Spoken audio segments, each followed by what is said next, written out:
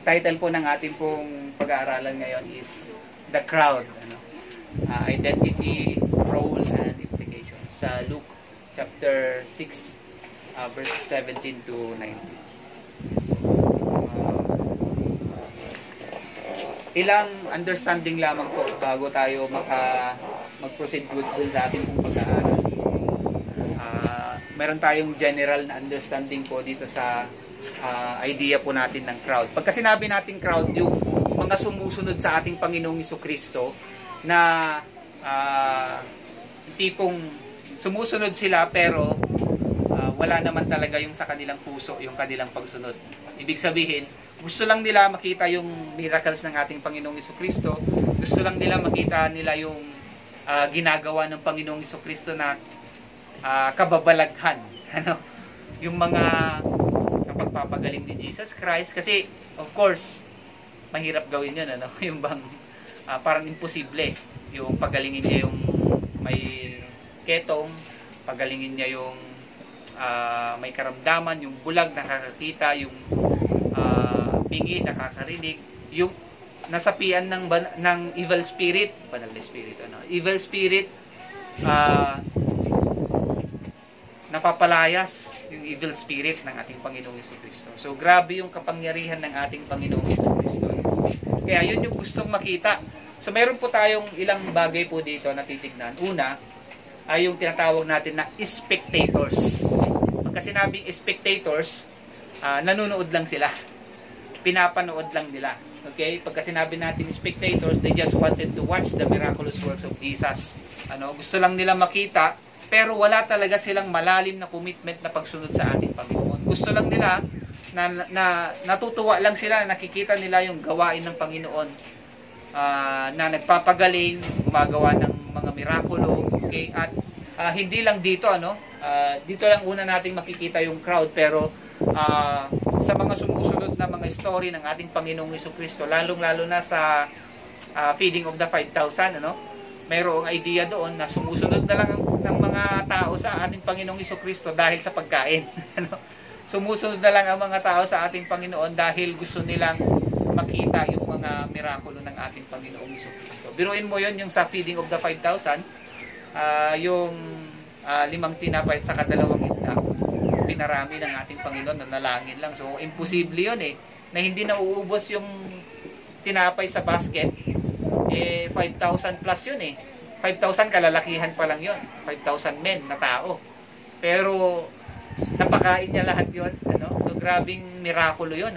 Saan nanggaling yung tinapay na yun at saka yung tuyo.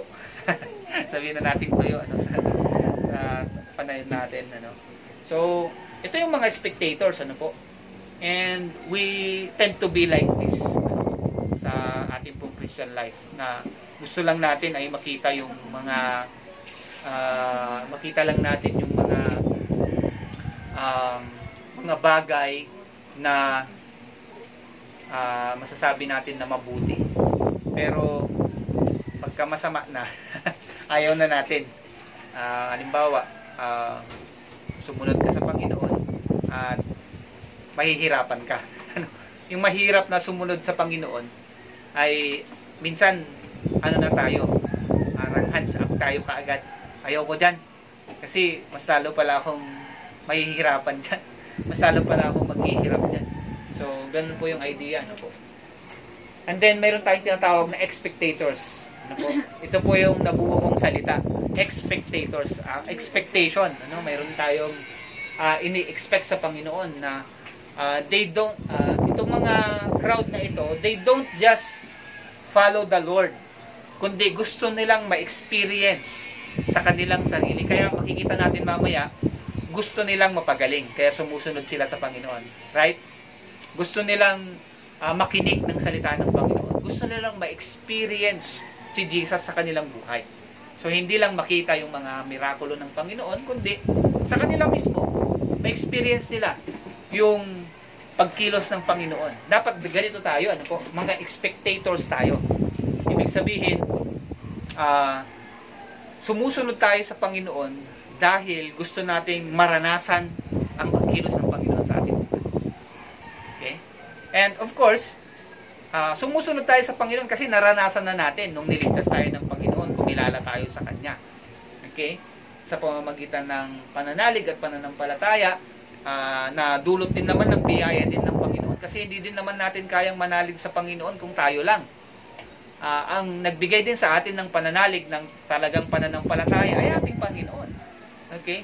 Yung work ay susunod na lang pagkatapos nitong faith. Ibig sabihin, bunga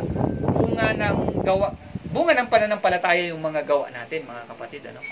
So hindi ka naligtas dahil sa ginawa mo. Hindi ka naligtas dahil pumunta ka sa church. Pero factor 'yon, ano? Dahil pumunta ka sa church, nakarinig ka, nanalig ka sa Panginoon. Pero first of all, ito ay initiative ng ating Panginoon. Yung grace ng Diyos sa atin.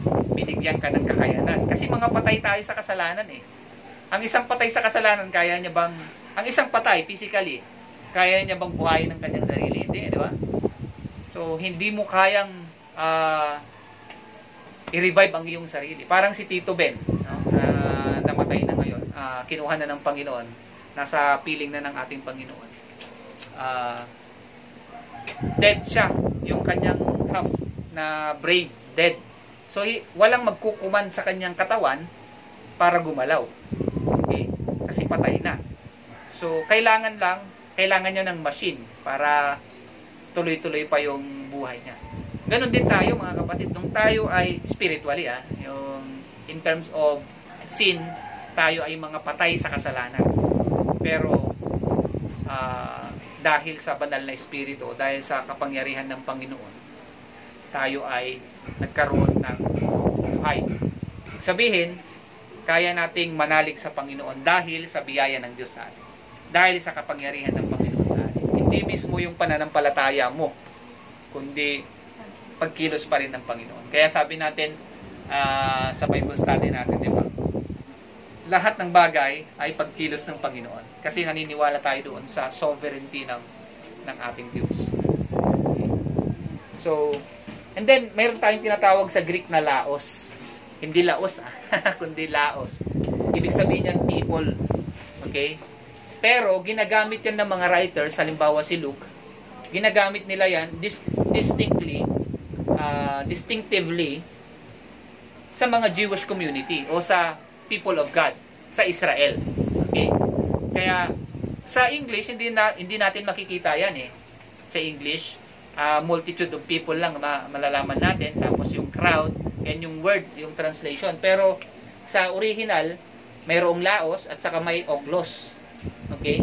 Ibig sabihin, general term for the crowd. Mga tao. Lahat na ng tao.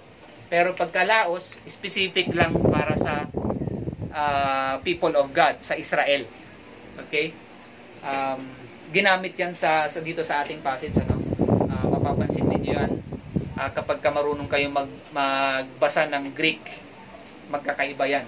Laos at saka oglos. Pero sa English, ginawa na lang crowd. Translate na lang. Pero may specification yung laos na yan para sa Jewish na community, para sa Israel, people of God. Okay? So, yan po yung general na understanding po natin. Now, ano pa itong crowd na ito? Sabi natin sa title natin, crowd, identity, role, and implication. So, yan ang titignan po natin. Ano ba yung identity ng crowd dito? Sino ba sila? At ano ang role nila? Anong kahalagahan ng pag-mention sa kanila ni Luke dito? And anong implication nito sa atin? Or anong implication din nito sa kanila? Muna, bago sa atin. Okay? So, una, a Jewish Gentile community. Mix po yan, ano? Hindi po yan Jews lang, hindi po yan Gentile lang, kundi mix yan ng Jewish at saka ng Gentile na community. Sabi sa verse 17, and they came down with them. Alalahanin natin na galing ang Panginoon sa bundok kasi kaya came down, ano, with them, and stood on a level place, patag na lugar, with a great crowd of his disciples. Kasi pinili, di ba yung sermon nung Sunday ni Pastor Romar, namili ang Panginoon ng kanyang 12 apostles, disciples, no? 12 apostles. So, with a great crowd of his disciples and great multitude of people. Yan, magkakaiba yan. Great crowd at saka great multitude of people. Itong great crowd na ito, Laos, great and then great multitude people o close. So general 'yan, ano? From all Judea and Jerusalem. Itong Judea at saka Jerusalem, lugar 'yan ng mga Israelita. Okay? Judea at saka Jerusalem. Itong Tyre at saka Sidon ay lugar naman ng mga Hintil. So in other words, nakita po natin dito yung ano na kung titignan niyo yung mapa, matalino lang yung nakakita. Ito yung Judea, Jerusalem. Andito yung tama ba? Dito pala sa kabila kasi para hindi kayo maduling. Dito yung Tyre at saka Sidon. Okay? So nasa bandang taas sila. Pero ito yung lugar ng mga Hintil, ito yung lugar naman ng mga Israelita. Pero nagsama-sama sila, no?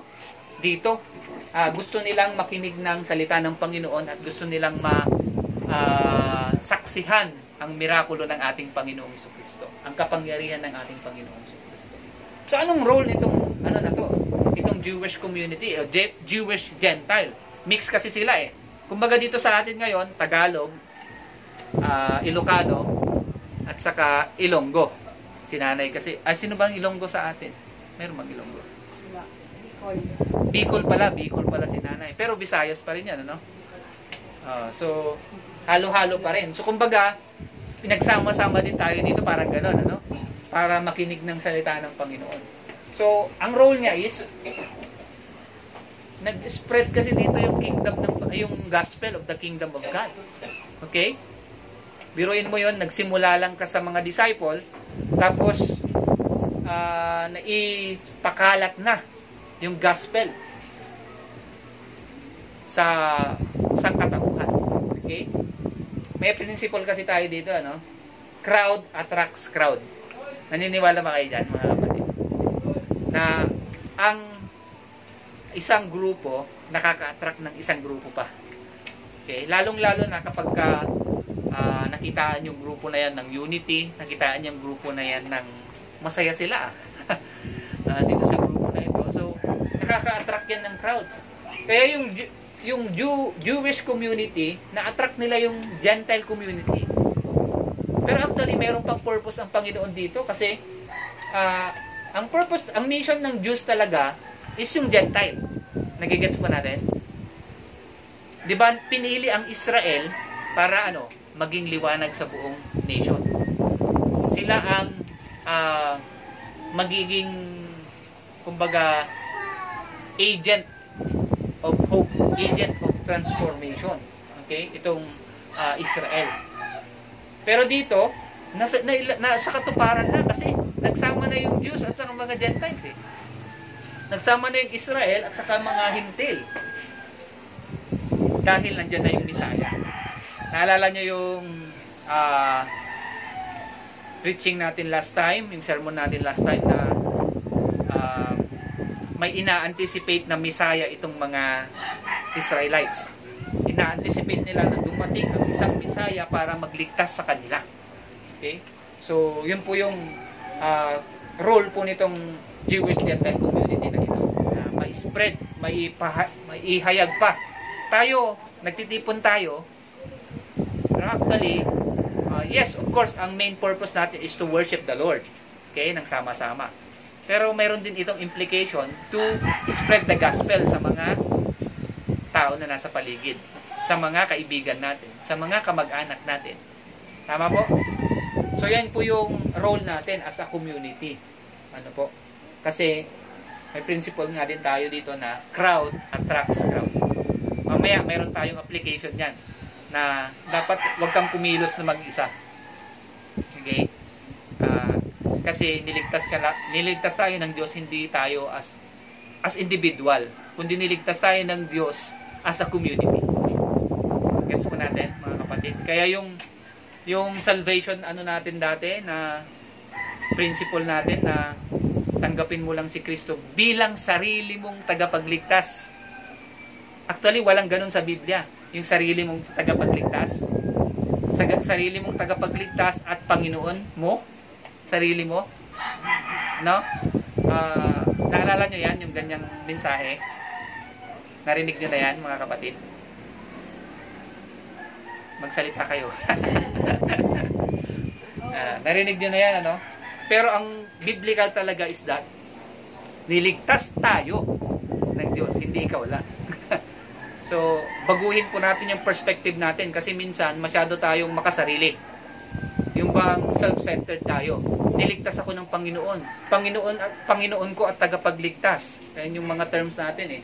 Pero, dito mga kapatid, hindi ganun, no? Kasi niligtas ng Panginoon is community talaga. Dapat natin. Oo, natin. Niligtas tayo. Oo, niligtas tayo ng Panginoon. Kaligtasan natin. Dapat. Hindi kaligtasan ko. Okay? So, mga kapatid, baguhin na po natin yan kasi ang term talaga ng Bible is plural, hindi singular. Pag pinag-uusapan ang pagliligtas ng Diyos. Okay? And then, a deep desire to learn the truth. Sa verse 18, grabe ano? Galing pa sila sa, kumbaga, galing akong norte, bumaba ako dito sa Maynila para makinig ng salita ng Panginoon. Parang ganun, ano? Kasi galing silang norte. Apayaw sila. Kuya Chito, galing silang Apayaw. Cagayan, galing silang Cagayan. Who came to hear Him. Okay? And to be healed of their diseases. Those who were troubled with unclean spirits were cured. So, bumaba sila para actually, hindi pala pababa. Pero sa mapa, pababa. Ano?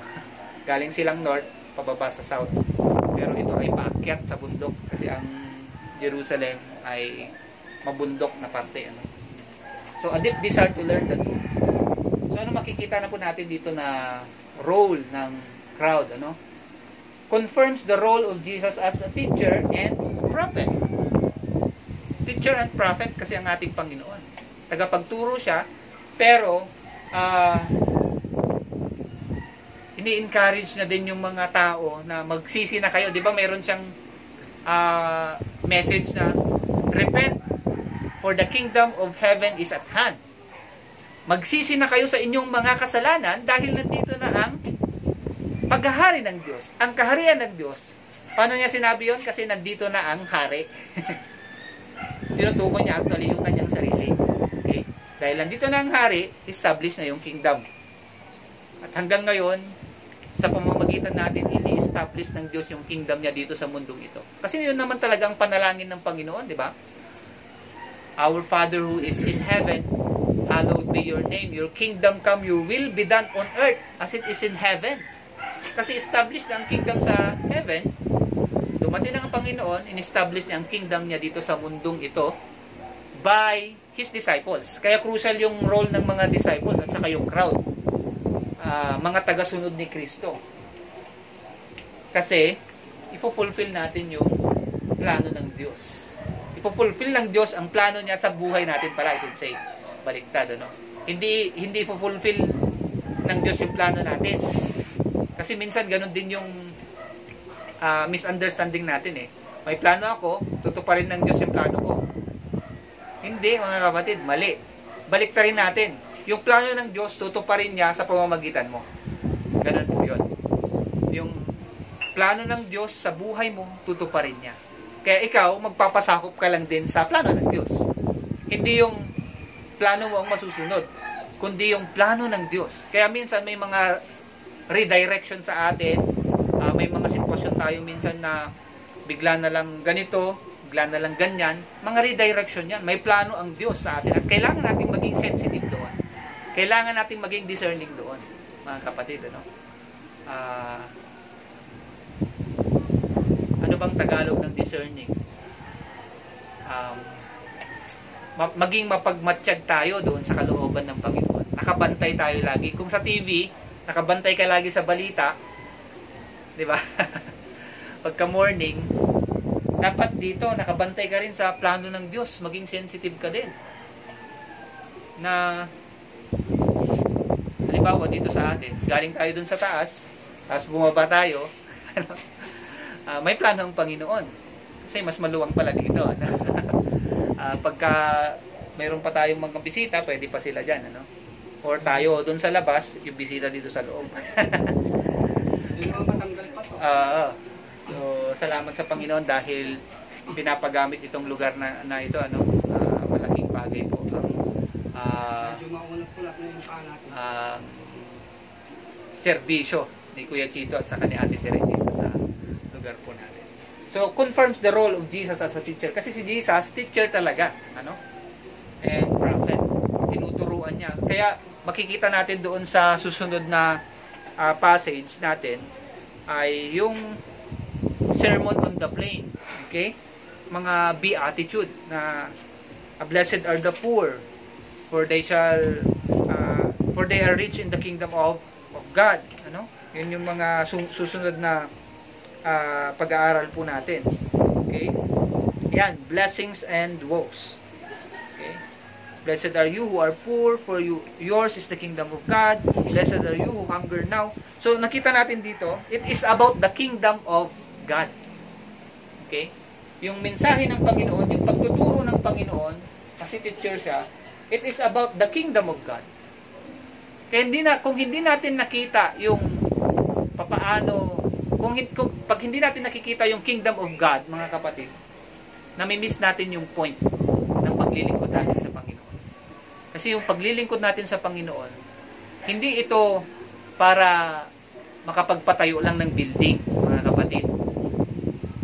Hindi ito, kaya yung building na goal natin, secondary lang yan. Ang primary natin is establish ang kingdom ng Diyos sa buhay ng mga tao.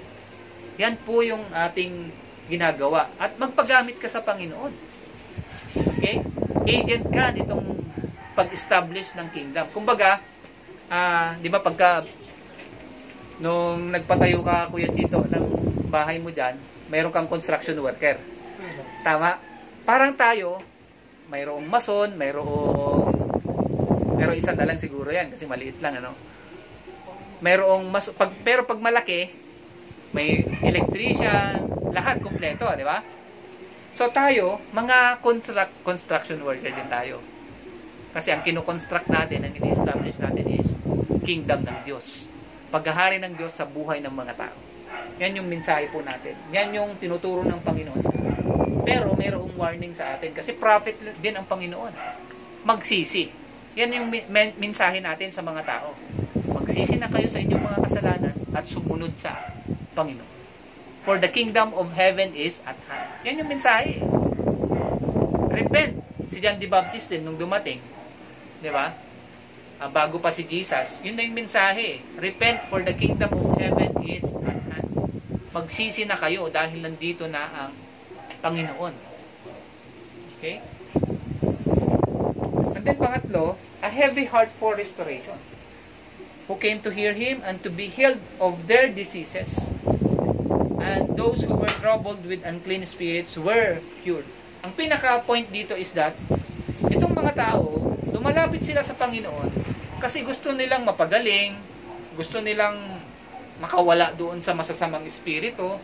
Yan po yung purpose, ito yung sinasabi natin kanina ng mga expectators.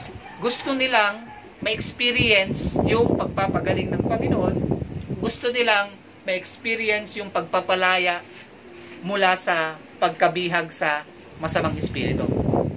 In other words, kasalanan sa panahon natin ngayon, nabibihag tayo nitong mga ito. Meron silang mabigat na puso po dito na i-restore ng Panginoon sila. Ang role niyan is affirms Jesus' role as a healer and exorcist. Kasi wala namang iba talagang dakilang manggagamot kundi ang ating Panginoong Jesucristo. At siya din ay exorcist. Ibig sabihin, nagpapalaya siya ng mga demonyo. So, actually,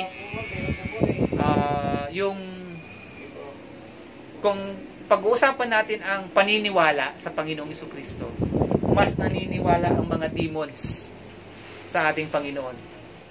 Actually, hindi lang sila naniniwala, kundi natatakot pa sila. They don't just believe, they tremble. Ibig sabihin, pag nandiyan nakita nila si Jesus Christ, yung mga demonyo, nanginginig na. Takot na sila. Nandito ba kayo para parusahan kami? Diba? Yan yung sinasabi ng mga legion. Actually, legion sila kasi maraming espiritu sa isang katawan. Grabe no, hirap na hirap siguro yung katawan na yun kasi ang daming evil spirit sa katawan niya, legion, no? Pero nung dumating si Jesus Christ, nandito ka ba? Para palayasin kami, parusahan kami. Sabi ng Panginoon, lumayas kayo at pinapunta sila doon sa mga biik, sa mga baboy, ano? Kaya galit na galit sila ang mga tao sa kanya, kay Jesus, kasi bakit sa baboy pa? Pinagkikitaan yun eh. Ano? Tapos, nung nasaniban yung mga baboy, pumunta doon sa lawa. Ano, di namatay sila lahat. So, anyway, ang point natin dito is restoration, mga kapatid. And someday, babalik ng Panginoon lahat. Yung Garden of Eden, babalik ng Panginoon. Wala nang kasalanan. Wala nang korupsyon. Wala nang sakit. Di ba ang ganda? New heaven and new earth. Ang sarap.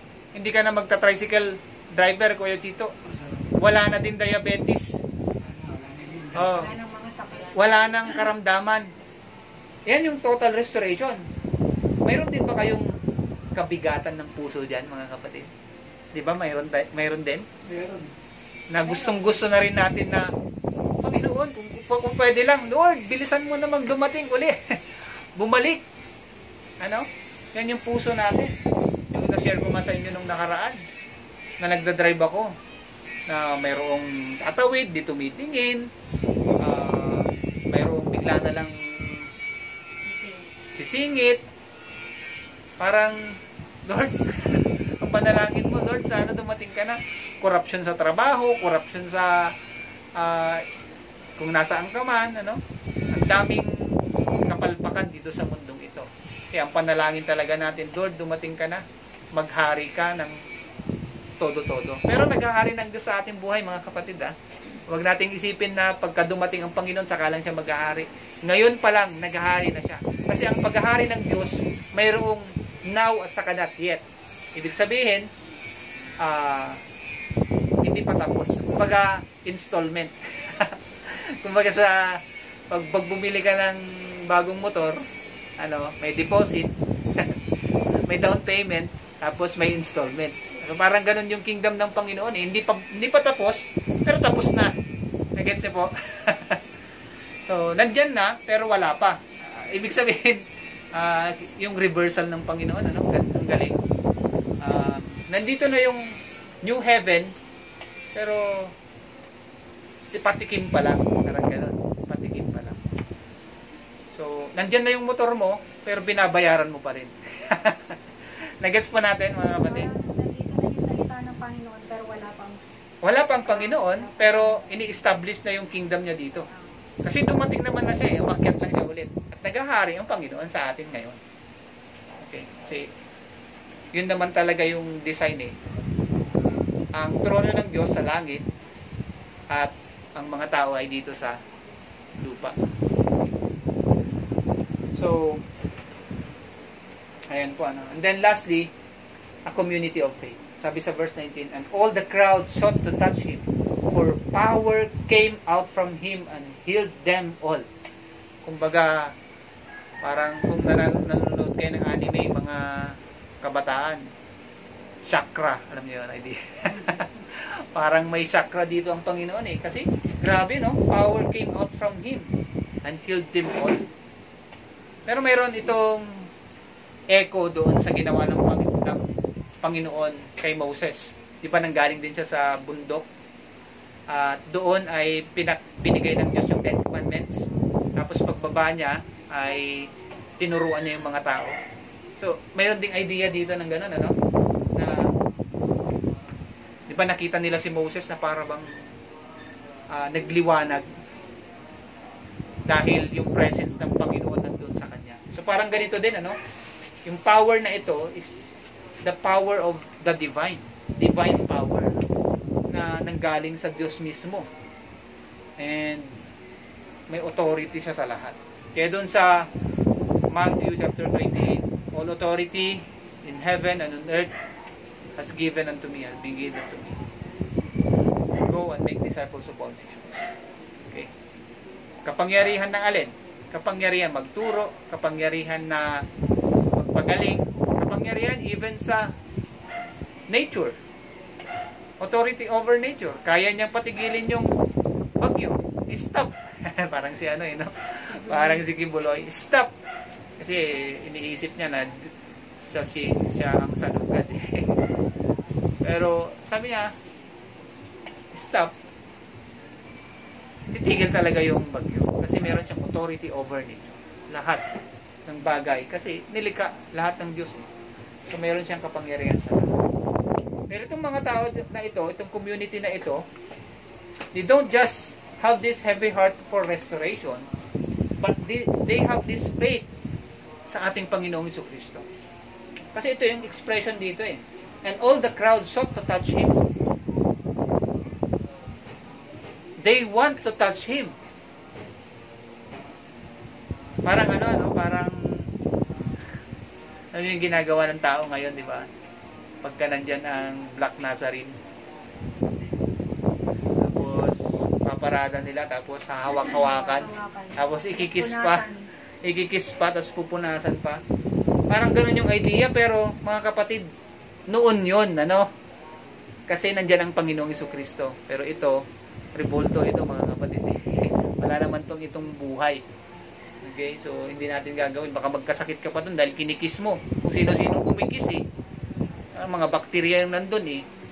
Di ba? Alikabok. Pero ito mga kapatid, ang tunay na pananampalataya. Yung bang gusto mong makapiling ang Panginoon. Gusto mong hawakan ng Panginoon. Yan expression actually ng faith. Kasi sa panahon natin ngayon, hindi naman natin mahawakan ng Panginoon. Wala naman siya dito. Di ba po? Okay? So, expression yan ng faith natin. So, an indicator for a communal sense of salvation. Ito yung sinasabi ko kanina, mga kapatid, na ang pananampalataya natin, hindi personal. Yes, mayroon kang personal na encounter sa Panginoon. Si Apostle Paul, may personal na encounter. Pero yung faith mo, yung kaligtasan na meron tayo, mga kapatid, hindi lang sa'yo yan. Kundi buong sangkatauhan. Ang gusto ng Panginoon, maligtas ang buong sangkatauhan. Kaya very crucial yung pag-share natin ng gospel. Napakahalaga nun mga kapatid. Na kahit ipag-pray mo lang isang tao para siya ay maligtas. Huwag mong sarilinin yung kaligtasan. Na nung naligtas ka, nakakilala ka sa Panginoon, tapos na. Ayaw mo na mag-share. Ayaw mo na mag-share ng salita ng Panginoon kasi galit ka sa Kanya. Kaya ayaw mo siyang maligtas. Huwag ganun, mga kapatid. Kasi ang faith is communal talaga. And yung salvation, communal. So, yan ang role ng crowd during that time, mga kapatid. Na ipakita sa atin ngayon, sa panahon natin, itong communal sense ng salvation. Hindi personal. Hindi individualistic. Kundi inclusive. Pagka sinabing exclusive, na salvation, anong ibig sabihin? Pagka exclusive na room, ikaw lang, sa'yo lang, wala nang iba, may privacy, private na faith. Pero hindi ganun, pagka sinabi naman natin inclusive, lahat yan. Ang pagliligtas ng Diyos, lahat. Hindi exclusive. Pagka sinabi mong exclusive, para sa Israel lang, para sa mayayaman lang, exclusive, yung kaligtasan, hindi may exclusive sense pagka sinabi natin na by faith alone. Sila lang nananalig sa Panginoon. Pero, ang gusto talaga na iligtas ng Panginoon ay lahat. Okay? Pero, hindi lahat ay kumikilala sa Panginoon. Yan ang problema, Hindi lahat ay gustong sumunod sa Panginoon. Hindi lahat, kahit na bahagi na lang sila ng salita ng Diyos, matigas pa rin ang kanilang mga puso at hindi sumusunod sa Panginoon. Pero anong gagawin natin, mga kapatid? Ipanalangin natin. Huwag tayong titigil habang tayo ay nabubuhay. Kasabihan niya, habang buhay, may pag-asa. Kasi habang buhay tayo dito sa mundong ito, ang paglilingkod natin sa Panginoon. Maglingkod tayo sa Panginoon habang tayo ay nabubuhay. So, community of faith. Now, meron tayong ilang implications dito. Nakita natin yung role ng mga crowds, ano? Na dito pala, dahil sa crowd na ito, na-spread yung gospel. Kumbaga, hindi naman chismis, ano? Naikalat yung balita, yan pala. Dahil sa crowd na ito, naikalat yung balita. Kaya, kung titignan natin, si Jesus Christ, papunta din siya ng Tyre and Sidon. Tapos may lumapit sa kanya na Gentile. At sabi niya, pagalingin mo naman yung aking daughter. Pero sabi ng mga disciples, Lord, Gentile ito eh. Pero dahil nakita ng Panginoon yung pananampalataya nitong nanay na ito, pinagaling niya yung daughter. Yan yung papuntang Tyre, no? Tyre and Sidon. So, ibig sabihin, nakarating na doon yung gospel. Nagsimula, nanggaling dun sa Jerusalem and Judea, and then napunta sa Tyre and Sidon.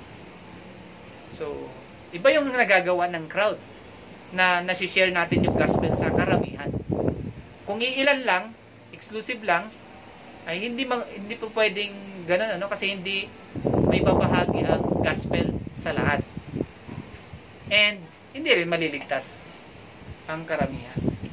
Okay. So, ilang implication po pwede natin tignan dito. Una, the presence of Jews and Gentiles community was an indicator of the promise of God in the Old Testament, blessing to all the families and light to all the nations. Di ba ang pangako ng Panginoon, pangako ng Diyos kay Abraham, you will be blessed and you will be a blessing to all the families. Yan ang pangako ng Diyos kay Abraham. Abrahamic yung covenant dito. And actually, Davidic din kasi hari ang Diyos eh. Hari ang Panginoong Jesucristo. So, indicator ito na natupad na ang pangako ng Diyos. Yung kaligtasan natin ngayon sa panahon natin. Kasi nakarating na dito sa atin. Mga hintil tayo, mga kapatid eh. Alam niyo ba yon? Mga hintil tayo. Hindi tayo Hudyo.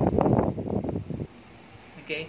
Pero dahil sa ating Panginoong Jesucristo, sa gospel, at sa Gentiles, sa Jewish na mission to the Gentiles, nakarating dito yung gospel sa atin. Okay? So, pangalawa, their deep desire to learn the truth and their heavy heart for restoration show their longing for the coming of the Messiah. Yun pala, yung longing pala natin, gusto pala natin na, Lord, bumalik ka na. Bumalik ka na. Sa panahon natin ngayon. Pero that time, mayroon talagang, hindi pa kasi dumarating ang Panginoon that time, nag-expect sila ng Messiah to come. Nung dumating na, in-express nila yung kanilang longing. They want to learn from the Lord. Biruin mo yon, galing sa langit yung teacher. So anong ituturo niya? Sa tingin ninyo? Salita ng Panginoon. Mga bagay na makalangit. Of course. Mga principles na galing sa langit. Yung mga kingdom principles sa langit, ina-apply dito sa lupa. Okay? Kaya, yung parable ng ating Panginoong Jesucristo, very crucial yon, yung earthly stories with heavenly meanings. Yan yung parable kwento na dito sa mundo, pero ang kahulugan niya ay makalangit. Eternal na mga truths. So yan yung longing po nila, They want the Messiah to come. They're longing for the Messiah. Kaya marami talagang gusto nilang hawakan si Jesus Christ. Sa tingin nyo, pagka may dumating dito na galing sa langit, di ba mag-curious ka din? Tama? Gusto mo din hawakan, syempre. So parang ganun yung idea po dito, na naglong sila sa Messiah, naglong sila na dumating ang isang Messiah, pero itong Messiah divine. Kasi pinanganak siya divine. ang Diyos nagkatawang tao sa ating Panginoon. And then lastly, the faith of the community of Jews and Gentiles rejects the idea of exclusive individualistic faith. Ibig sabihin, itong Jews and Gentiles na community, itong nagpapakita na hindi individualistic ang salvation. Ang kaligtasan mo at kaligtasan ko ay kaligtasan ng lahat po yan. Hindi yan kaligtasan mo lang. Kaya ang application po natin dito mga kapatid. Una, link your faith to the faith of the church. Iugnay mo ang iyong pananampalataya sa pananampalataya ng isang church. Okay? Hindi yung iba yung paniniwala mo sa paniniwala ng church. Pwede ba yan mga kapatid, no? Ang paniniwala ng church ay biblical, tapos sasabihin mo na iba yung paniniwala ko dun sa paniniwala niya, mas biblical kung sa akin. Hindi ganun, ano? Kasi majority rule ito. Ibig sabihin, kung sino ang mas nakakaraming paniniwalang nakakarami sa church, yun yung ating mas paniniwalaan. So, link your faith to the faith of the church. Hindi yung pananampalataya ko, kundi pananampalataya natin. So, baguhin na natin yun mga kapatid, ano? Hindi lang pananampalataya ni Ate Belen, kundi pananampalataya natin. Kalahatan. And then, exceed your faith from being a spectator to an spectator. So, kung ikaw, mananampalataya ka, pero mababaw pa lang, parang gusto mo lang na nanonood, parang ganun, ano? Yun yung spectator eh. Nanonood ka lang ng ministry, nakikinig ka kay pastor, pero pagdating mo sa bahay, wala na. Tapos na. Uma-attend ka ng feeding program, pero pag uwi mo, wala na. Walang effect sa'yo. Pumunta ka ng activity ng Hapkido, pag uwi mo, wala na. Pumunta ka ng Bible study, pag uwi mo, wala na. Kasi spectator lang, mga kapatid. Lampasan natin yan. Maging spectator tayo. Ibig sabihin, mga kapatid, limited yung term ko na yan. Kasi sa akin lang yung term na yan. Marahil mayroon kayong ibang word na mas maganda na gamitin. Pero ang point ko lang dyan is that ma-experience natin ang Diyos. Na mayroong lasting effect, everlasting effect sa atin yung salita ng Diyos. Pagkat narinig natin, hindi lang papasok sa kanang tenga, lalabas sa kaliwang tenga, kundi madigest ng isip natin, matanim sa puso natin, at maipamuhay natin dahil naranasan natin si Kristo sa ating buhay. Naranasan natin yung pagkilos ng Panginoon sa ating buhay. And then, pangatlo, increase your faith from being passive to active. Pagka-passive, pagka sinabi nating passive, anong ibig sabihin nun? Passive. Nakikinig ka lang. Nakikinig ka lang. That's faith pa rin siya, pero passive lang. Passive faith. Gusto mo lang na nakikinig ka, nakikita mo, parehas lang din sila ng spectator. Pero yung active na faith, mga kapatid, nanalig ka sa Panginoon, gumawa ka ng ministry. Yun po ang ibig sabihin nun. Nanampalataya ka sa Panginoon, sumunod ka sa Kanya. So, hindi ka lang nanalig sa Kanya, dahil nananalig ka sa Kanya, sumunod ka. Kaya meron tayong kanta nung bata tayo, di ba? Obedience is the very best way to show that you believe. Ang ganda ng kantang yun. Kasi wala naman ng iba talaga na papakita natin yung pananampalataya natin sa Panginoon, kung hindi sa pamamagitan ng pagsunod natin sa ating Panginoon, mga kapatid. Ang ganda, no? So, ano ka ba? Passive ka ba na faith? O active? Active dapat, ano? Hindi ka lang nakikinig, tapos pag uwi mo, wala na. Kundi, nakinig ka, pinamuhay mo yung napakinggan mo. Okay? Sa mga anak ko, Sa mga tao. Pag nakita nila yung buhay mo, mga kapatid, Kasi yung buhay mo, mensahe na yan sa kanila. Kahit hindi ka magsalita, basta nakita nila yung buhay mo na sumusunod sa Panginoon, mga kapatid, maiintindihan nila yung mensahe. Mas maiintindihan nila yung mensahe. Kasi may demonstration sa buhay. Mas na ipapakita. Pero kung sasabihin mong mahal ka ng Panginoon, sa kanila, sasabihin mo sa isang tao na mahal ka ng Diyos, pero ikaw nga, sa buhay mo hindi ka nakakita ng pagmamahal, useless. Kaya ikaw muna, bago yung iba. Okay? Maipakita mo muna sa buhay mo. Yan yung active na faith. Naniwala ka, pero sumunod ka din. Hindi ka lang naniwala.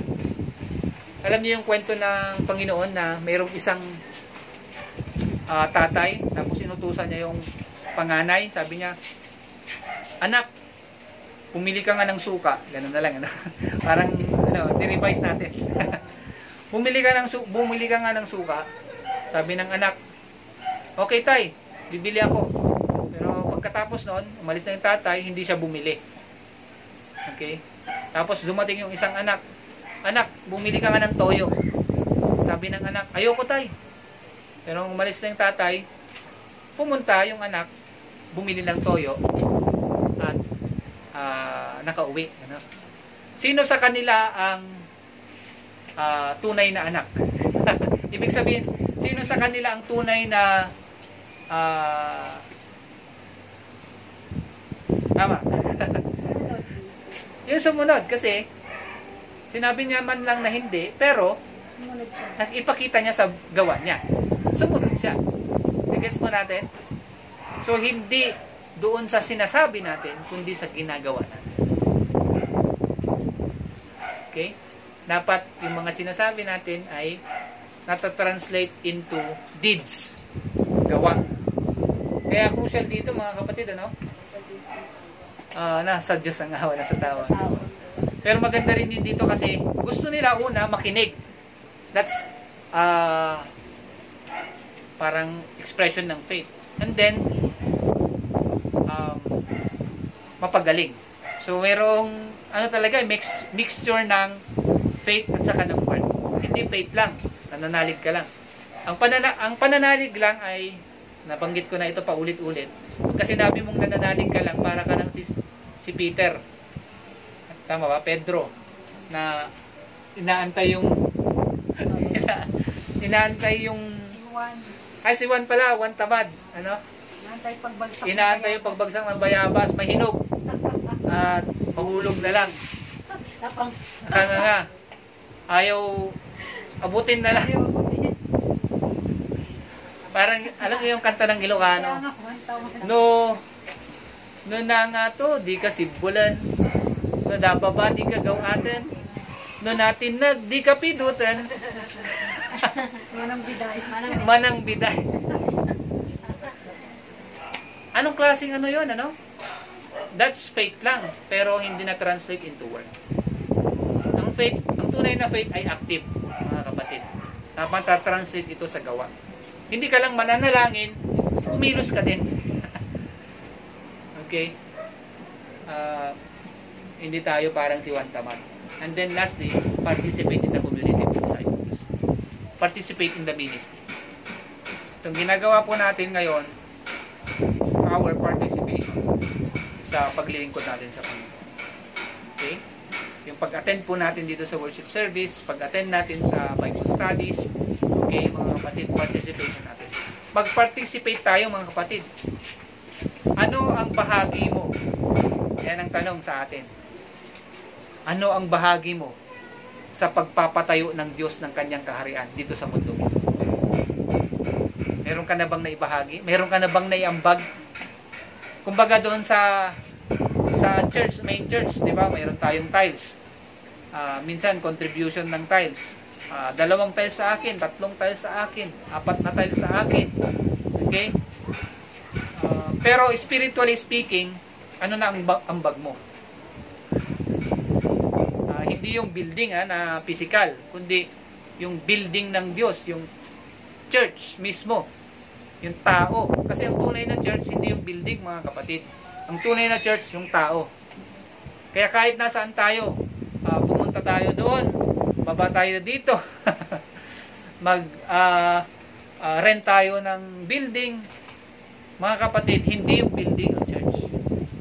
Hindi yung bahay ang church. Kundi yung tao. Pastor, marami ko na ambag. Pero kung tama yung pinagsabi ko, yung naghahatid ako sa mga, Ayun. Okay. mga tao sa Ministry. ministry. Oo. Marami tayong Yun ang tawag na ambag.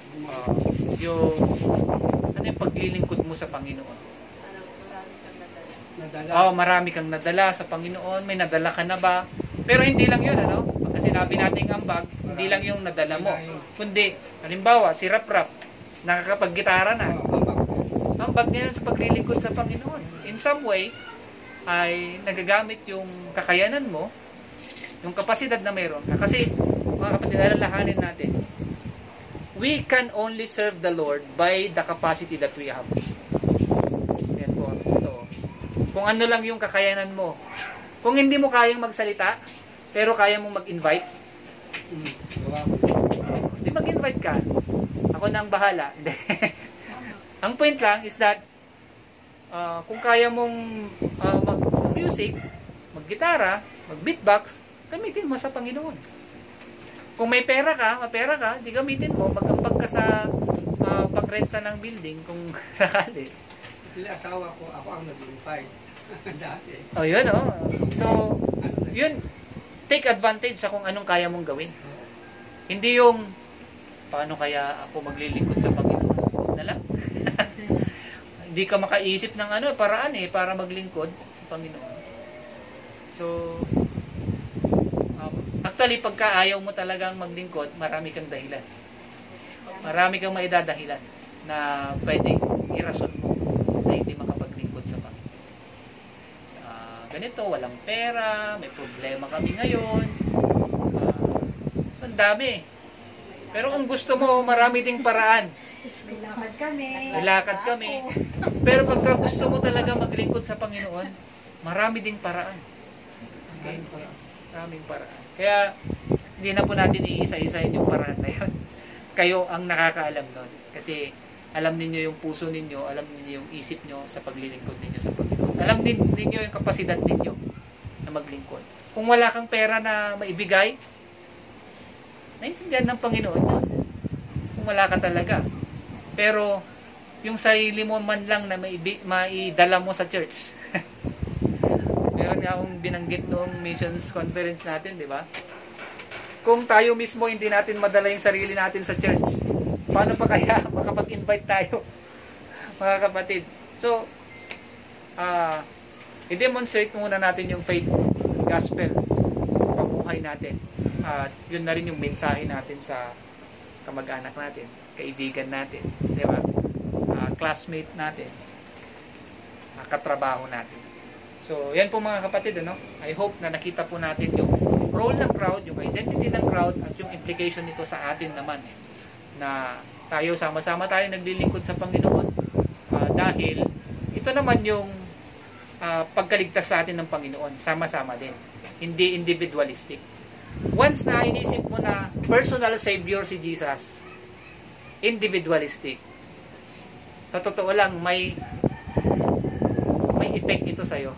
Alam nyo kung ano? Okay lang magsamba sa bahay. Hindi na ako pupunta sa church. Kasi, personal Savior Gets po natin? Hindi personal din na worship. Tama? Kaya tayo nagsama-sama dito pag Sunday, kasi, ang kaligtasan, hindi personal. Yes, may personal encounter ka, pero ililink mo pa rin sa church, kagaya nito. Link your faith to the faith of the church. I hope nakikita po natin, naintindihan po natin mga kapatid, yung nais po nating i-relay sa pagkakataon ito. Na hindi po pwede yung pag Sunday, okay lang kami sa bahay, mag-isa. Kasi, pwede naman akong mag-worship kahit nasa bahay. Yes, mag-isa ka lang. Pero yung communal na worship, hindi mo na-experience yun. Nagets po natin, mga kapatid? Iba yung worship mo personally pagka na weekdays, ano? Nasa work ka, nasa bahay ka, okay? Pero ito, yung sama-sama natin na pagsamba sa Panginoon, hindi ito matatawaran, mga kapatid. Sama-sama tayong niligtas ng Diyos, church tayo, niligtas tayo ng Diyos as a community, we serve the Lord as a community. Huwag niyong isipin na kaya ko na to. Okay, kaya ko na to. So, sama-sama tayo mga kapatid sa paglilingkod sa Panginoon. Let's pray. Panginoon, marami pong salamat sa inyong salita. Tawarin ninyo kami kung marami kaming mga pagkukulang. Minsan ay hindi po naisip po namin ang kaligtasan lang namin, kundi personally, individual. Pero hindi po namin nakikita, Panginoon, ang kahulugan nito in light of the community that we have right now. O Diyos, durugin ninyo ang aming puso. Palawakin ninyo ang aming isipan, lalong-lalo na, Panginoon, sa aming pong paglilingkod sa iyo. Wala po kaming kayang gawin, Panginoon, kung hindi dahil sa initiative ninyo sa amin ng biyaya at ng inyong kapangyarihan. Wala po kaming kayang gawin. Umaasa lamang kami, Panginoon, sa kapangyarihan na dulot ng banal na Espiritu sa amin, nananahan sa amin. Sa aming Panginoong Jesucristo, na mensahe namin sa mga tao. Lord, patawarin ninyo kami sa aming pong mga pagkukulang. Itama ninyo ang aming pong landas. Kung kami man, Panginoon, yung mga desisyon na hindi ugnay sa inyo pong kalooban, at meron man kaming mga desisyon, Panginoon, na hindi, walang kinalaman sa ministry, Panginoon, itama niyo ito, Panginoon. Bigyan niyo kami ng matabang puso sa paglilingkod sa inyo.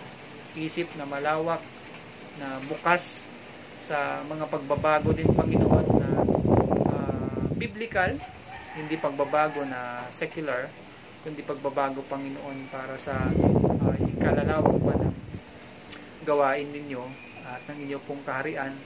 Gamitin nyo ang bawat isa po sa amin. Makibahagi kami, Panginoon, sa pagtaguyod, Panginoon, ng inyo pong kaharian dito sa mundong ito. Marami pang mga ligaw na kaluluwa, marami pang mga ligaw na tao, mga nadidimla ng kanila pong buhay. Gamitin nyo kami as liwanag, bilang liwanag, Panginoon, sa kanila by exemplifying the gospel sa buhay po namin. Hindi po namin na-share ang gospel sa kanila kung kami mismo ay hindi po namin na-experience ang gospel sa buhay. Kayo ang maitaas sa aming pong buhay, sa aming pong pagpapatuloy. Sa pangalan ni Jesus. Amen. Tayo po